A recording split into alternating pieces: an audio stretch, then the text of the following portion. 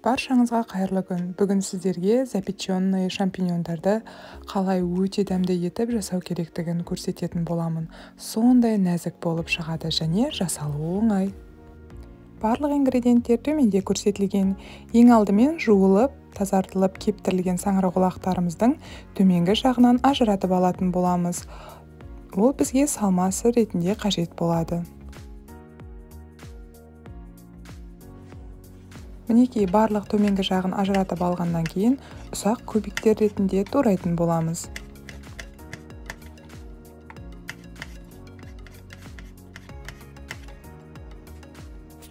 Мінекей саңырауқұлағымызды майдалап турап алғаннан кейін таза бір табамызға салып қоя тұрамыз. Содан кейін дәл сондай етіп ұсақтап пиязымызды турайтын боламыз. Майдалап турауымыз қажет, себебі майда қуырған кезде тез пісіп қызаратын болады. Мінекей табамызға сала тұрамыз, оның үстіне бір тіс сарымсағымызды саламыз. Оны пышақтың көмегімен ұсақтап, немесе арнайы осындай аспаптың көмегімен майдаласаңыз болады.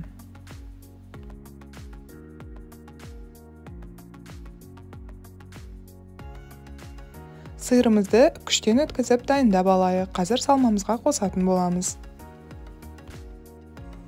Ендігі кезекте қызып тұрған табамызға сәл ғана сұйық майымызды құйып, туралған саңырауқұлақ пияздарымызды салып, сәл ғана қызартып қуырып алатын боламыз. Достар, каналыма тіркеліп, лайк басуды және өз пікірлеріңізді қалдыруды ұмытпаңыздар.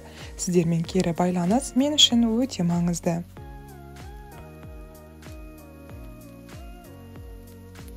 Мінекей салмамыздың негізгі бөлігі дайын болды, қуырылып, әдемі қызарып пісті.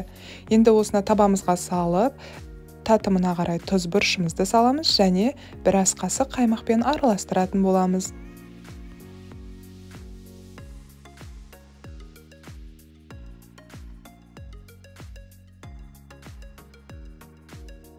Мінекей осылай барлығын жақсылап араластырып болғаннан кейін күштен өткізілген сиырымыздың жартысынан көп бөлігін салып араластыратын боламыз. Қалған бөлігін беткі жағын әрлеуге қалдырамыз.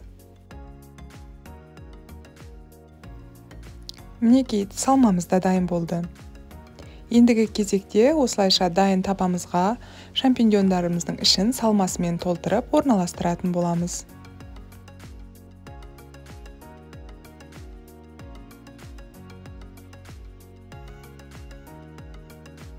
Осылайша саңырауқұлақтарымыздың бәрін толтырып болғаннан кейін қалған сиырымызды видеода көрсетілгендей беткі жағына орналастыратын боламыз.